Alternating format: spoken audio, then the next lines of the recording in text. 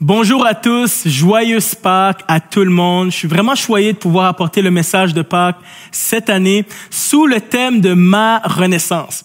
On ne peut pas s'empêcher de faire le lien avec la renaissance historique et la renaissance personnelle. Pour ceux qui sont pas familiers avec la Renaissance, c'est une période de l'histoire qui se situe entre le 14e siècle et le 16e siècle, et les porte-étendards de la Renaissance sont les artistes. Au sein du courant de l'humanisme, les peintres peignent plusieurs œuvres d'art où les hommes sont représentés de manière très réaliste. Les peintres, dans le fond, ils sont tannés de peindre des personnes qui sont idéalisées, ok, avec une auréole sur la tête, des gens qui sont plus forts que nature, des personnes qui ressemblent à des dieux dans le fond. Et les peintres se disent, OK, on va peindre les humains de manière très authentique, vulnérable, comme ils sont, comme moi et toi. Dans le fond, la Renaissance artistique sont des anti-Photoshop. OK, anti-filtre. C'est fou aujourd'hui dans Instagram, sur les réseaux sociaux, que les photos sont retouchées. Des fois, ça m'est déjà arrivé de rencontrer les personnes en vrai puis de me dire, OK, il y a un gros décalage entre la photo sur les réseaux sociaux et la personne en vrai. Mais les peintres de l'époque se disaient, OK, tu sais quoi? On va peindre la vraie affaire. Si tes dents sont jaunes dans la vraie vie, tes dents vont être jaunes sur la toile. OK? Si tu as une crotte de nez qui se balance dans ta narine, elle va se balancer sur la toile. OK, c'est sûr que ça bouge pas, OK? Mais c'est the real deal. Pour eux, ils ont soif d'authenticité. Ils ont soif des choses qui sont vraies. Et après quelques coups de pinceau, l'humanité du tableau, pour eux, reprenait enfin vie. D'où la Renaissance artistique. Et je pense qu'on peut faire le parallèle aussi avec la Renaissance personnel et spirituel. Parce que alors que tu viens tel que tu es devant Dieu, alors que tu viens tel que tu es devant Dieu, il y a une renaissance spirituelle qui se produit en toi. Dieu est décrit dans la Bible comme étant un artisan et l'œuvre qu'il fait dans une personne est considérée comme un chef-d'œuvre. Après quelques coups de pinceau, les artistes peuvent réaliser une œuvre artistique, mais après l'intervention divine, Dieu peut transformer des vies. Et si tu laissais une œuvre se faire en toi par l'artiste des artistes. Dans les dernières semaines, à la venue de Pâques, vous avez pu voir des témoignages de différentes personnes.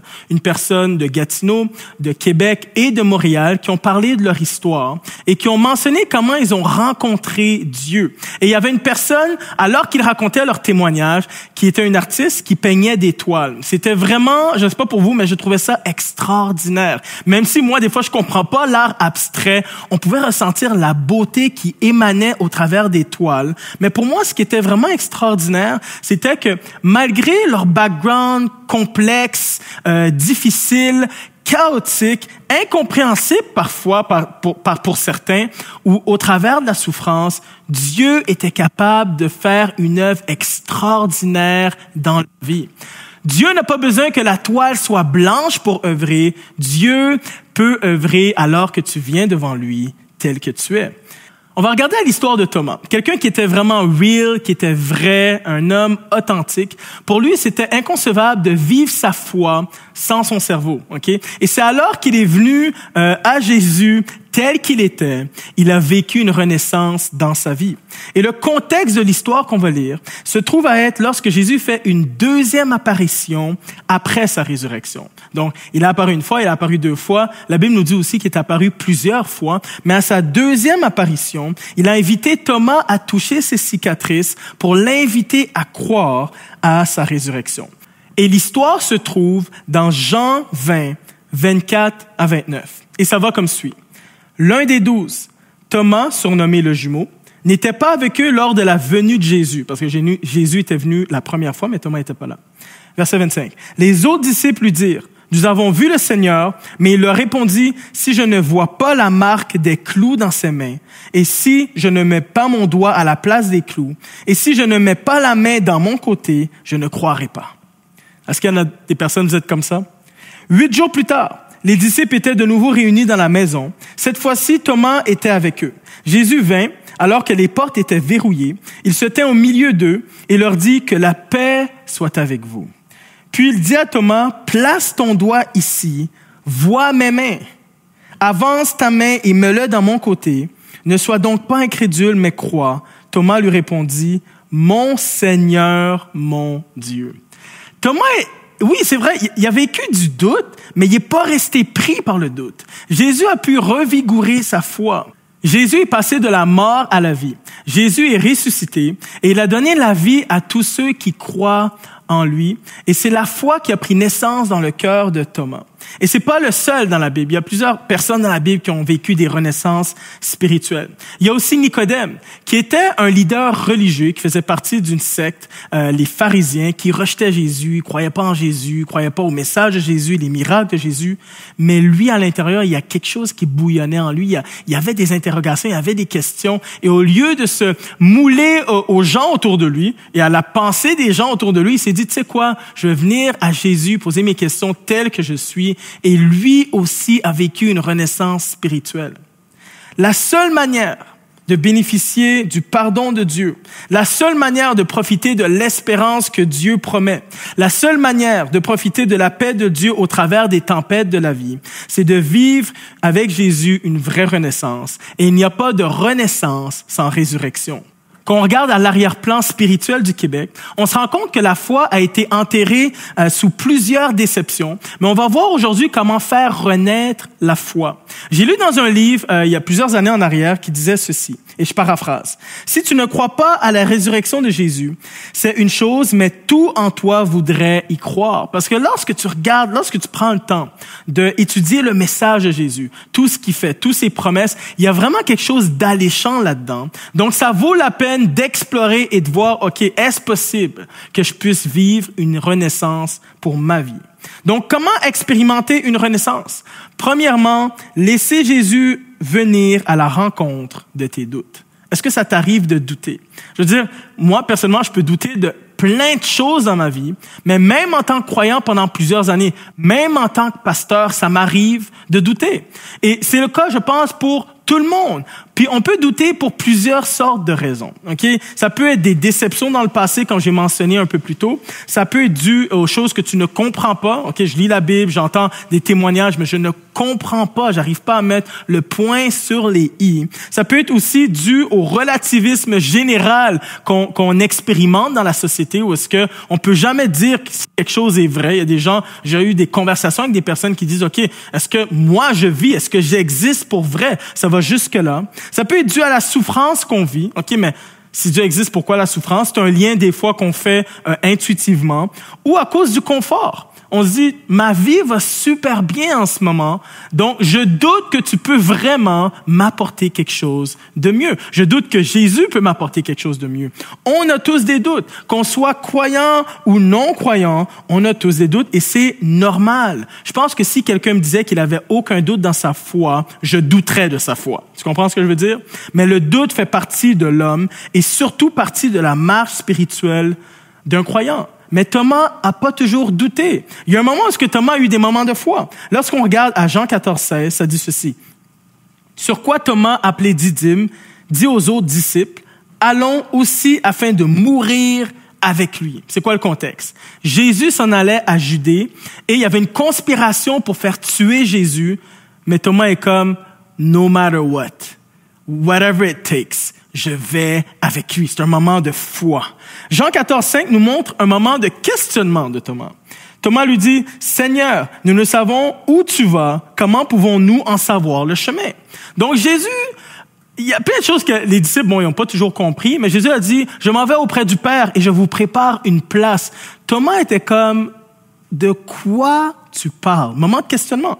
Et un moment de doute, comme on a pu voir un peu plus tôt. Jean 20,25, « Je ne vois pas la marque des clous dans ses mains.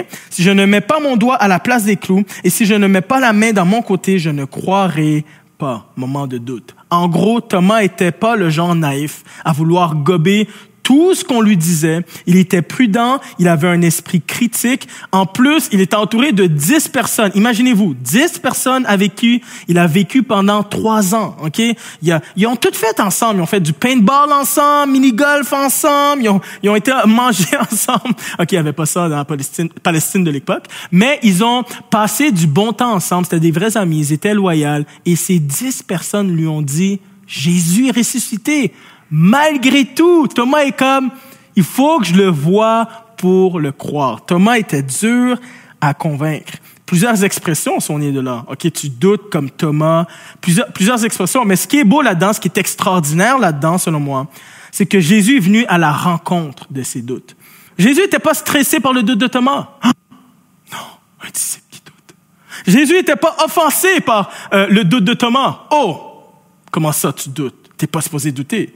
Jésus n'était pas surpris. Oh my goodness. Jésus n'a pas cherché à étouffer le doute de Thomas. Chut, assure-toi de le dire à personne. Jésus n'a pas démonisé le doute de Thomas. Il n'a pas dit, esprit du doute, sors de ce corps. Jésus n'a pas cherché à esquiver le doute de Thomas.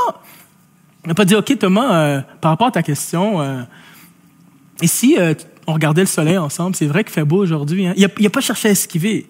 Jésus est venu à la rencontre de son doute avec tendresse, écoute et réponse. Il dit, Thomas, OK, tu voulais mettre ta main, tu voulais voir, là, je te le montre. Et tranquillement, il prend la main de Thomas et dit, regarde, tendresse, écoute et réponse. Et on le voit aussi à un autre moment dans la Bible où il y a un père qui est rempli de doutes, qui dit à Jésus, viens au secours de mon incrédulité. Parce que pour lui, pour ce père-là qui avait un enfant malade, il se disait, Jésus peut fortifier ma foi. Jésus peut clarifier des choses. Et dans l'histoire, Jésus a guéri l'enfant du papa. Et il est venu au secours de la foi. C'était une manière de le faire. Il est venu au secours de la foi de ce père. Jésus est à l'écoute de tes doutes. Il vient avec tendresse, avec écoute, avec réponse. Il s'attend pas à ce que tu sois un robot, qui soit programmé à dire la bonne chose au bon moment. Il s'attend pas à ce que tu sois une marionnette qui fait juste répéter ce que le monde dit. Il s'attend pas à ce que tu te fermes les yeux, que tu te bandes les yeux et que tu fais juste obéir et gober tout ce qu'on dit aveuglement. Il s'attend pas à ce que tu sois un canard qui gobe tout sans mâchouiller, sans chercher à analyser ce que tu es en train de vivre. Il s'attend à ce que des hommes et des femmes le suivent tout en utilisant le cerveau. Est-ce que tout s'explique dans la foi? Non. Mais la théologie, la base de la théologie, la définition de la théologie, c'est la foi en quête de compréhension. Tout s'explique? Non. Mais elle cherche à comprendre et à s'expliquer. Le doute est une opportunité de solidifier nos croyances ou de supprimer nos croyances. Mais dans tous les cas, elle nous permet d'avancer dans notre cheminement spirituel. La foi a trop d'implications pour que je puisse ignorer mes doutes. Je veux t'encourager, laisse Jésus venir à la rencontre de tes doutes. Parfois, on laisse nos amis venir à la rencontre de nos doutes. Parfois, on laisse les médias venir à la rencontre de nos doutes. Parfois, on laisse juste l'histoire de l'Église venir à la rencontre de nos doutes. J'aimerais t'inviter à laisser Jésus venir à la rencontre de tes doutes. Mais tu as le droit d'être honnête avec tes doutes. J'ai lu un livre plusieurs années en arrière d'un journaliste qui s'appelle Lee Strobel. Donc, Lee Strobel, dans le fond, raconte dans son livre qu'à l'époque, il était, un journaliste bien entendu, mais un athée convaincu. Okay? Pour lui, il croyait pas à la vie après la mort, croyait pas en Jésus, croyait pas en Dieu. Mais sa femme est devenue croyante. Et sa femme lui parlait de son témoignage, de ce qu'elle vivait, tout ça. Et lui, il s'est donné comme mission de dire, OK, chérie, voici ce que je vais faire. Je suis un journaliste, je vais interviewer des sommités mondiales sur le sujet. OK? Des gens qui sont forts avec des débats théologiques, des gens qui sont calés, qui sont très forts en théologie, et je vais te prouver que Dieu n'existe pas. Et Lee Strobel il posait plein de questions. Il dit, j'ai entendu parler de l'enfer, j'ai entendu parler de la souffrance, j'ai entendu parler. Il posait des questions vraiment très deep. Et au travers de tout son questionnement, au travers de son livre, il dit, à la fin, je suis devenu croyant. Non seulement ça, il fait des conférences à travers le monde maintenant. Il prêche des messages sur l'Église et maintenant il peut non seulement expérimenter la foi, mais partager la foi avec sa femme.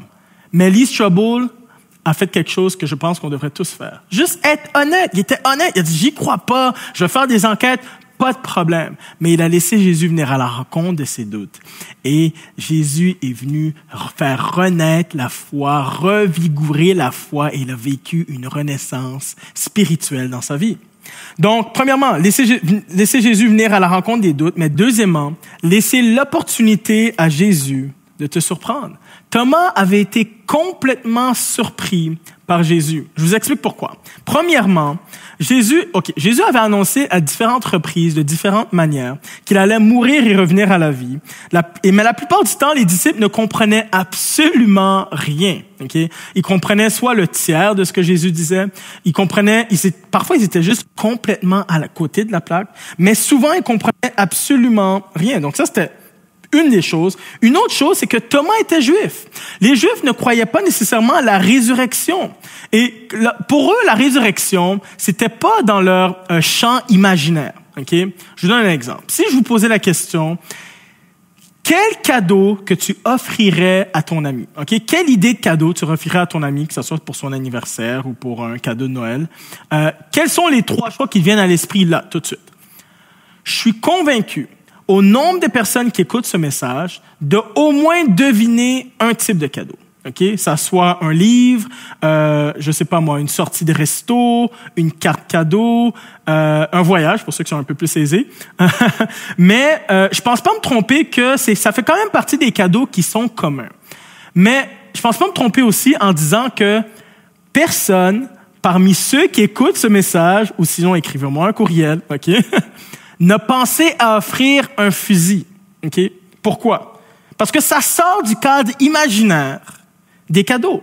Pourtant, si on traverse la frontière aux États-Unis, ça serait différent. Pourquoi? Ça fait partie de leur réalité. J'ai été aux États-Unis il y a quelques années en arrière. Quelqu'un m'a dit, j'avais comme idée d'offrir un fusil à mon neveu. Okay? On n'est pas dans le même monde. Mon but, c'est pas de faire de la politique. OK, il y en a, vous êtes prêts à taper, là. Mais mon but, c'est pas de faire de la politique. C'est juste pour dire que lorsque Jésus parle de résurrection, ça sortait du cadre imaginaire de Thomas. Pour lui, c'était inimaginable. En plus, un homme, adorer un homme. Pour lui, il voyait un homme devant lui, Jésus.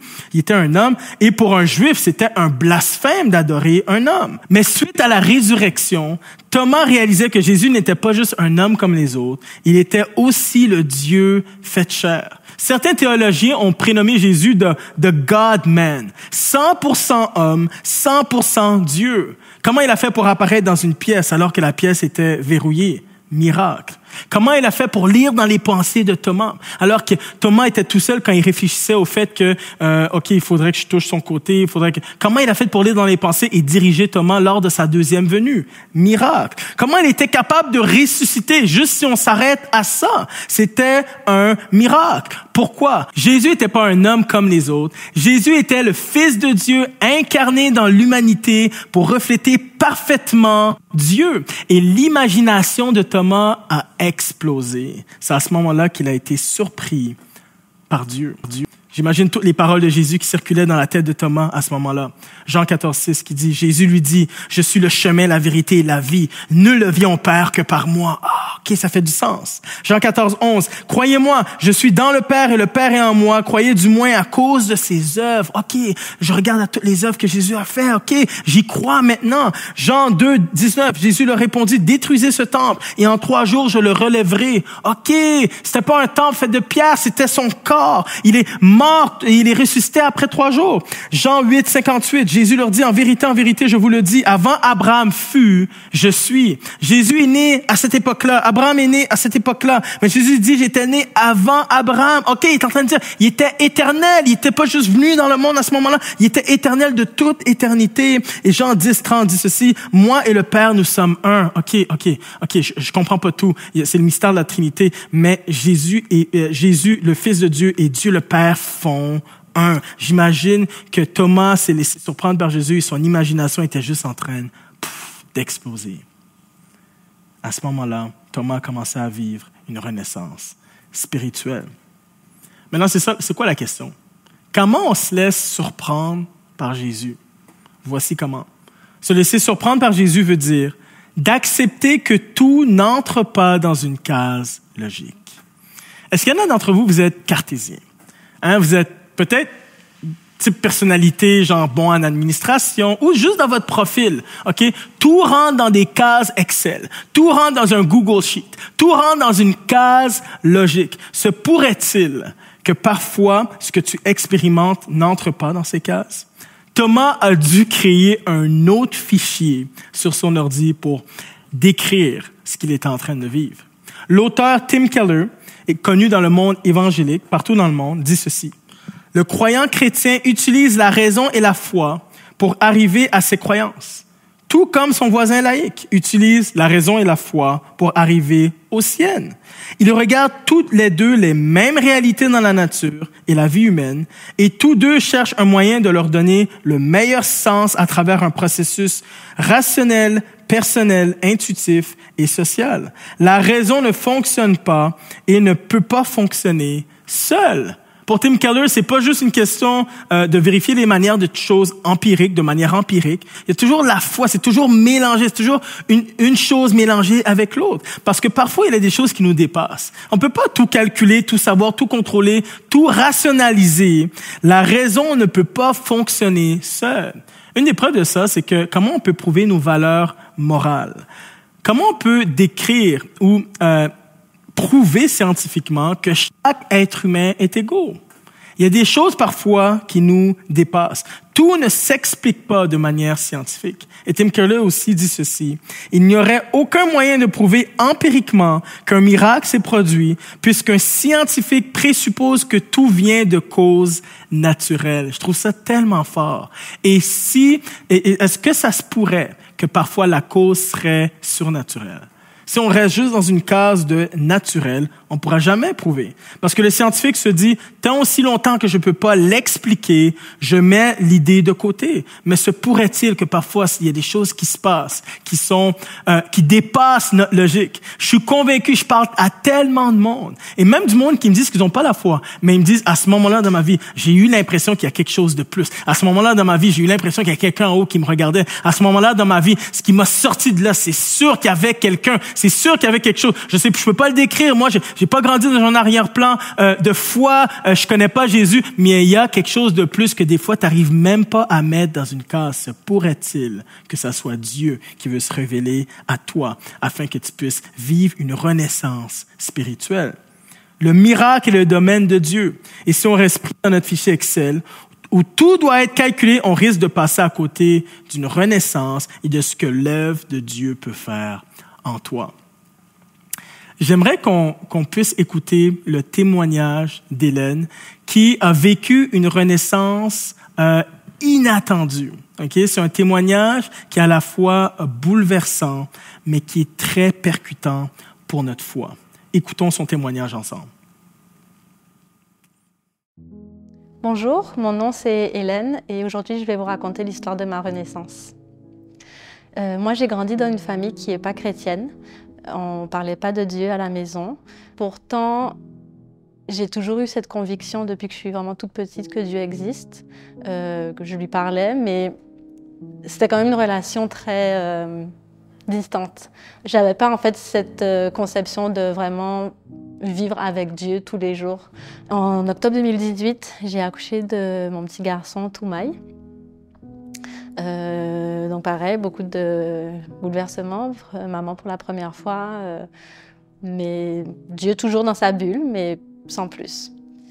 Puis en avril 2019, mon petit garçon commence à être malade.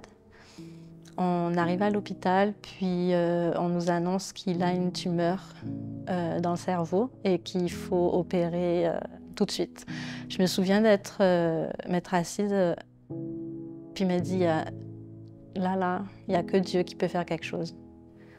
Je veux dire, même moi qui jusqu'à présent, je pensais à Dieu un peu comme ça, de façon floue, je l'ai ressenti ce soir-là, je me suis dit non, là, ce soir, il n'y a que Dieu qui peut faire.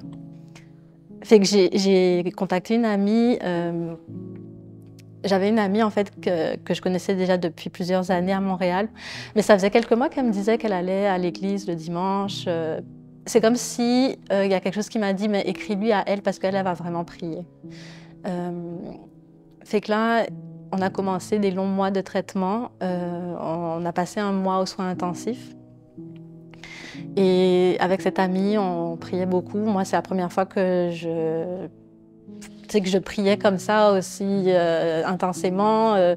La tumeur, elle était tellement grosse que le chirurgien n'a pas pu opérer en une fois. Il a fallu qu'il fasse 2 opérations. Malgré ça, en fait, malgré toute la difficulté, ça se passait un petit peu parfaitement, j'ai envie de dire. Il n'avait pas tant de séquelles que ça, il n'avait pas tant d'effets secondaires.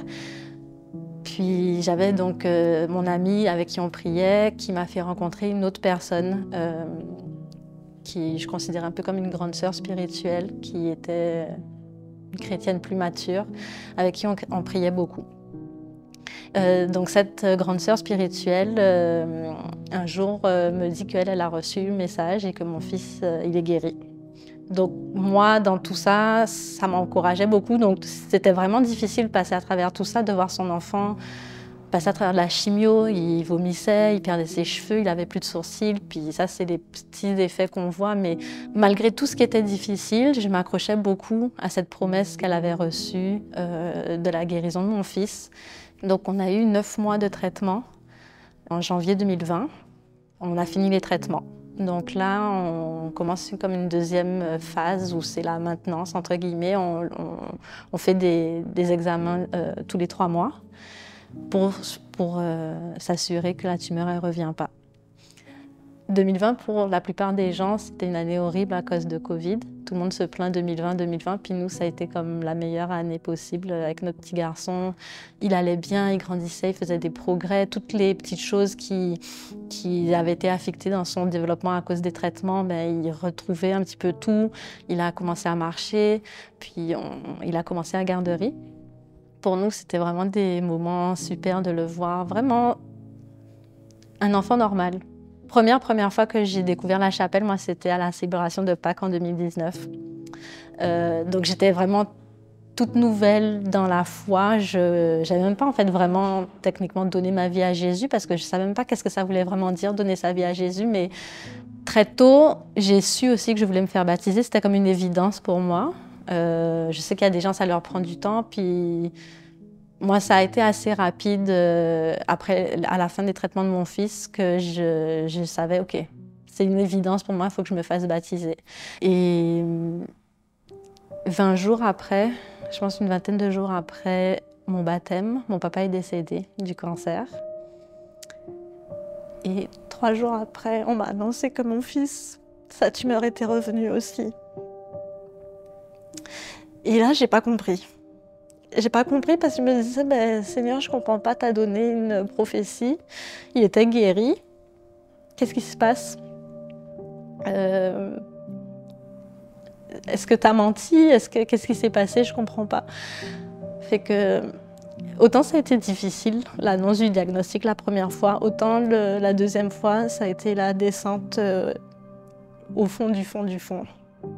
Parce que je savais que quand ça revient et que ça revient aussi vite, ben c'est moins... Les options sont limitées. Effectivement, nous, on ne pouvait plus opérer, on ne pouvait pas faire de chimio. La seule chose qu'on pouvait faire, c'était de la radiothérapie. Après ces traitements de radiothérapie, en fait, tout s'est dégradé assez vite. Et plus ça allait mal, plus on me disait « Non, mais c'est pas grave, c'est rien, ce sont des attaques. » Mais Jésus a déjà guéri, j'ai reçu les messages, il est guéri. Puis elle me disait « J'ai reçu d'autres messages qu'il est guéri. » Donc comme plusieurs messages. Et c'est sûr que autant je voyais la réalité, que ça allait de plus en plus mal, autant je pense que ma chair, elle avait besoin de s'accrocher à ça. Elle avait besoin de... Dieu, il savait que j'avais besoin de ça pour pouvoir continuer à avancer, pour pouvoir continuer à être forte pour mon fils, à ne pas m'écrouler, puis à pouvoir l'accompagner en fait dans toute sa maladie. Dans le même temps, pendant que mon fils finissait ses traitements de radiothérapie, j'ai réalisé que j'étais enceinte et que j'attendais un deuxième bébé. Puis je me souviens m'être dit, mais Seigneur, c'est comme le pire moment. Pourquoi ça arrive maintenant? Et dans ma tête, j'avais pas d'option. Je savais que ce bébé, je le garderais. Il était là pour une raison. Mais je disais, mais là, c'est pas le moment du tout. Là, ça marche pas. On est en plein traitement. Mon fils, il va pas bien. Je peux pas gérer un deuxième enfant. Et au mois de septembre 2021, je me souviens, un matin, on avait rendez-vous à l'hôpital pour un rendez-vous de suivi. Puis ce matin-là, je dormais avec mon fils dans mes bras.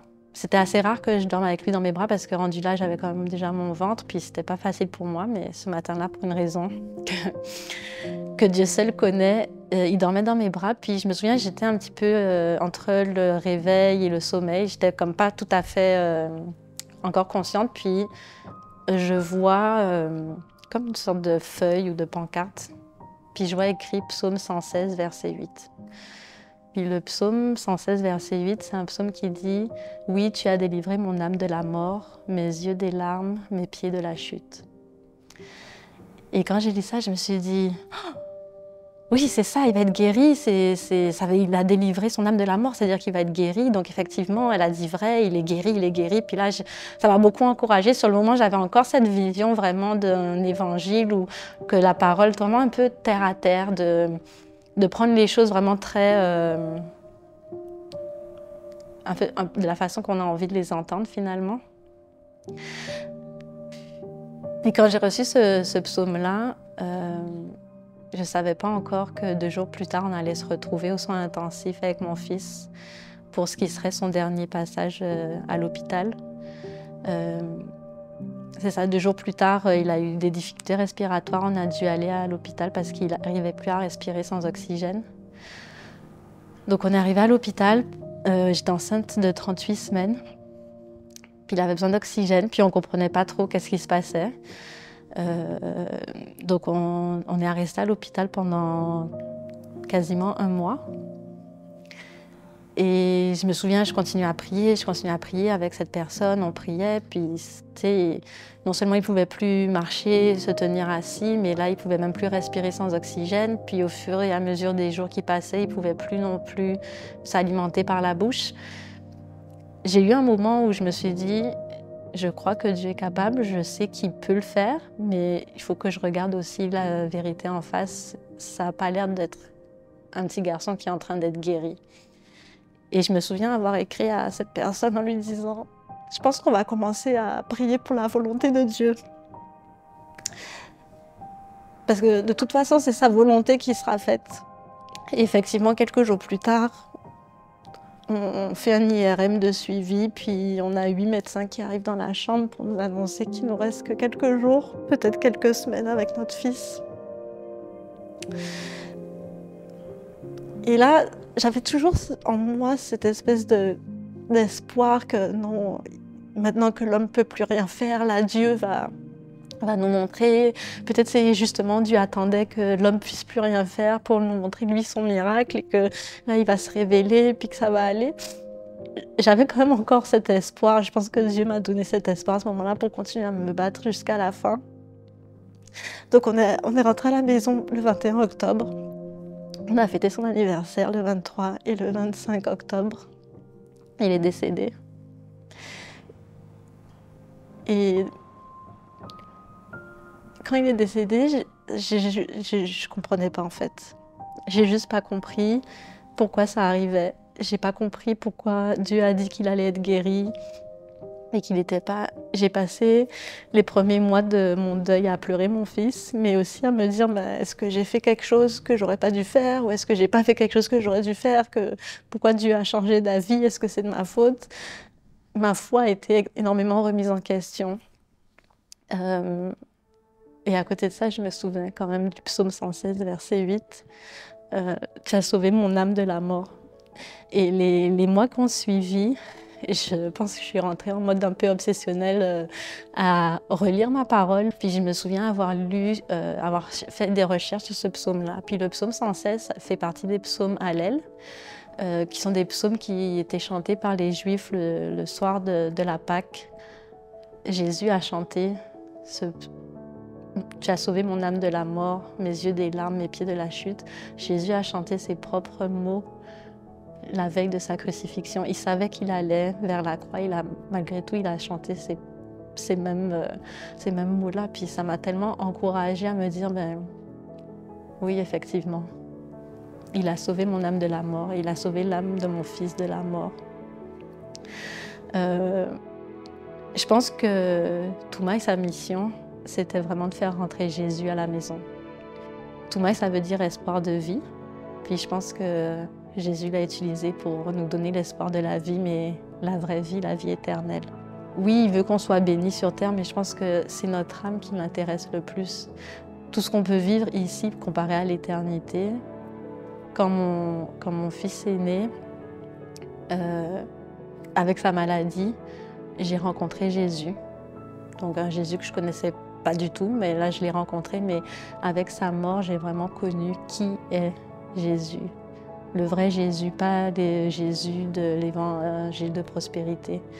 Et je pense que le Seigneur savait que pour venir me chercher, il fallait qu'il y ait vraiment une tragédie qui se passe dans ma vie, quelque chose de vraiment profond qui allait me faire dire « Ok, j'abandonne tout, puis je te donne tout ». Même dans les pires moments, ma fille est née 2 semaines avant que mon petit garçon décède. Ils ont pu se connaître pendant 2 semaines, puis elle a apporté énormément de lumière dans cette période qui a été extrêmement difficile. Si elle n'avait pas été là, je ne sais pas où est-ce qu'on en serait aujourd'hui. C'est vrai que des fois, quand on regarde mon histoire, on pourrait se dire mais Dieu n'a pas fait le miracle, puisque le miracle, souvent, ce qu'on va se dire, c'est est-ce qu'il a guéri physiquement quelqu'un, puis moi, je n'ai pas une guérison physique. Mais je pense que le miracle que Jésus il a fait pour moi, il va au-delà de ça. C'est pas un miracle qui s'arrête sur terre, c'est un miracle qui transcende dans l'éternité. Puis ça n'a pas de prix.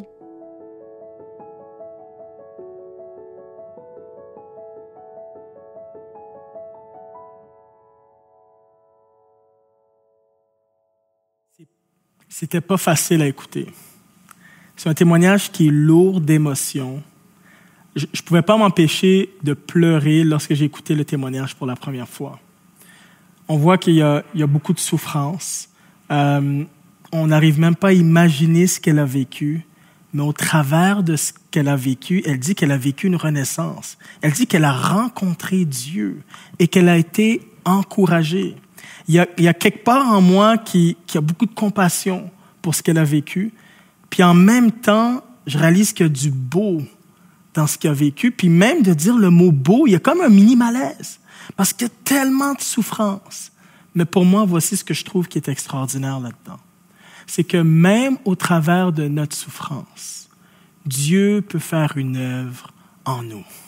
C'est ça qui est génial. Pas besoin que la toile soit blanche. Pas besoin que tu viennes, que tu changes ta manière d'être, que tout soit arrangé dans ta vie ou que tu vives absolument rien. Non, au travers même de ta souffrance, on a un Dieu qui est présent, qui est avec nous et qui veut faire une œuvre en toi. Il ne te lâche jamais. Je ne connais pas ton background. Est-ce que c'est un background complexe, chaotique, souffrance?